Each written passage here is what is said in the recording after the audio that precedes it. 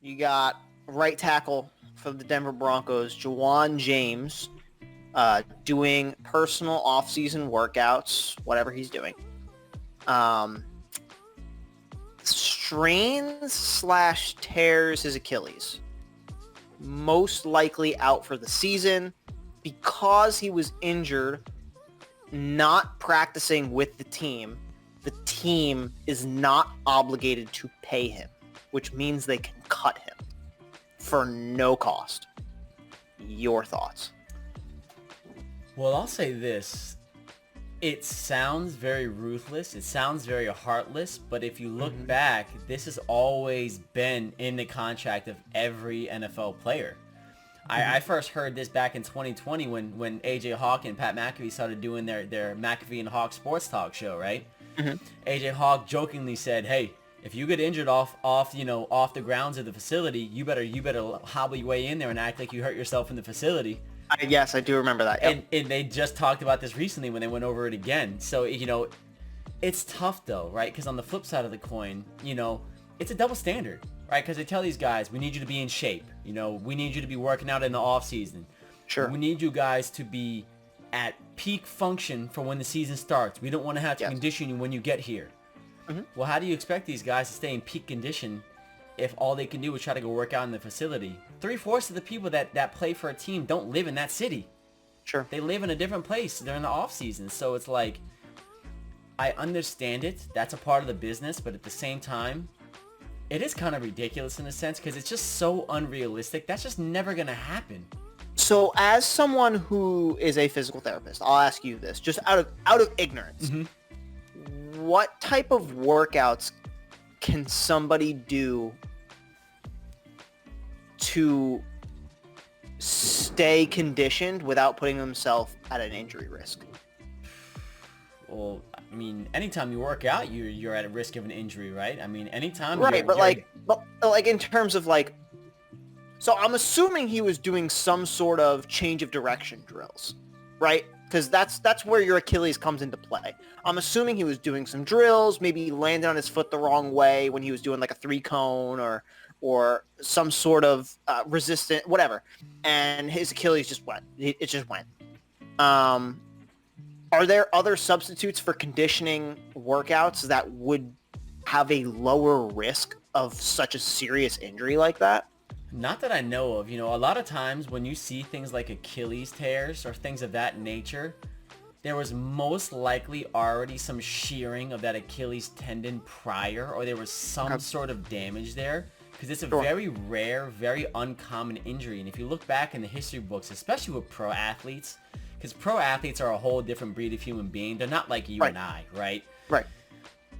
They have such a high maximum load and they put so much strain on all their tissue, ligaments, tendons, muscles. Yes, they are at a higher risk of injury than the rest of us, even though they are stronger, more physically fit, and able to do things.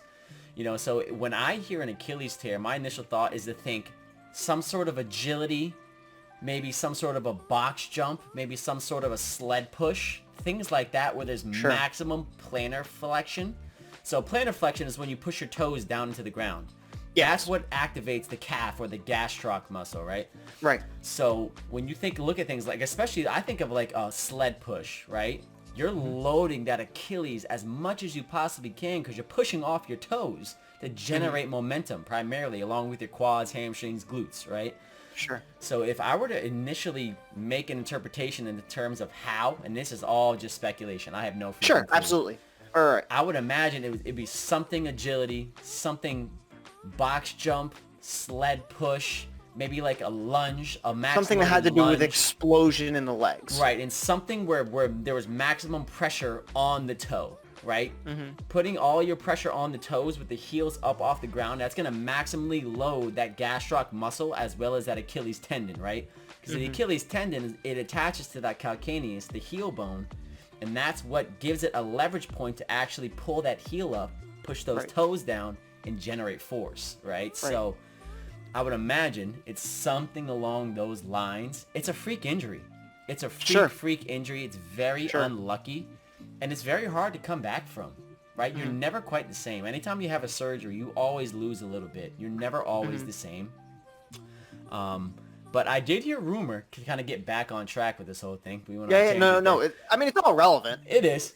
I heard rumor that the Broncos do intend on paying him his contract and not cutting him, which is good.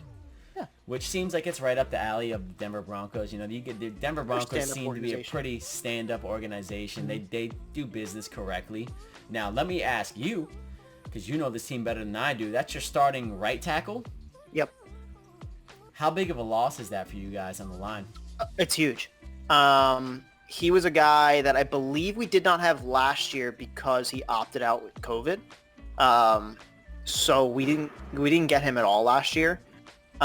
Which that right side of the line, I believe our guard was Graham Glasgow. And we had another guy that I think we ended up cutting after the end of the season. We didn't have any real stability on that tackle. And Ja'Waun James was supposed to be that. Right. So losing him to this type of injury is rough.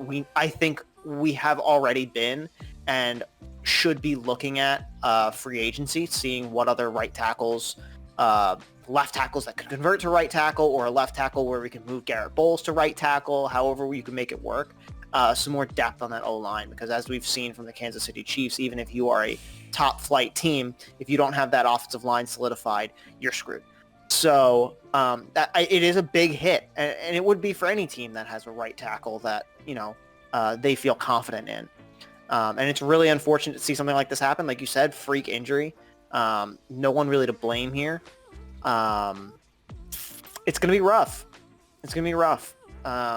Hopefully the other guys around can kind of, step up, like any rookies that we might have. I know we just drafted a guard. Maybe we can kick out Graham Glasgow. He's very versatile to right tackle, and then take that kid from the third round that we drafted, kick him to right guard, and then we got Cushenberry in center, and then we have Garrett Bowles on the left tackle, and then we'll fill in that left guard. Yeah, it stinks. It stinks a lot. Yeah, that's not a good starting point. If you're a Broncos fan like you are, Andrew, this is probably the worst case scenario, especially because if you look at the Broncos, and obviously you can correct me if I'm wrong here, but it always seems as though the line has been a point of interest when it comes to the Broncos. Yep. And I don't think your quarterback situation has alleviated that problem either. I mean, when you have a quarterback that holds onto the ball way too long for the past 3 years, I mean, it's going to make your line pretty terrible. And I think a guy like Drew Lock obviously does not help enhance the look of the offensive line. Right. But I also think the offensive line wasn't that good to begin with either. So it was kind of a double-edged sword there, both in bad directions. So, yeah, tough starting point. Tough starting point. And my fear, for you, is if you look at a lot of the major free agents when it comes to offensive line, the Kansas City Chiefs, the Pittsburgh Steelers pretty much snatched up most of them already. Yep. So it's like, now you guys are really screwed. So it's like, where do you go from here? It's tough. There's a few guys that are on the block for us that we're looking at. There's a guy by the name of, hold on, I had them both. Dennis Kelly, who used to play for the Titans. He is a free agent that we are looking at right now. As well as Bobby Massey. I believe the picture looks like he was on the Bears. So some right tackles that have some NFL experience, some veterans that we can, sign him to a 1-year deal, put him on the right tackle, and then hopefully Ja'Waun James is back for 2022 if he comes back, if they decide to keep him, which it sounds like they are going to want to. So, but yeah, that offensive line has definitely been an issue. Last year it was better because Garrett Bowles had second team All-Pro season, which is massive at left tackle. But at the end of the day, it didn't really matter because Drew Lock played like garbage anyway. Pretty much. Let's hope Teddy Bridgewater can get a clean pocket, establish a running game, and wheel and deal. Yeah, we're going to see. I'm curious to see what the Broncos' next move is. And speaking of Broncos...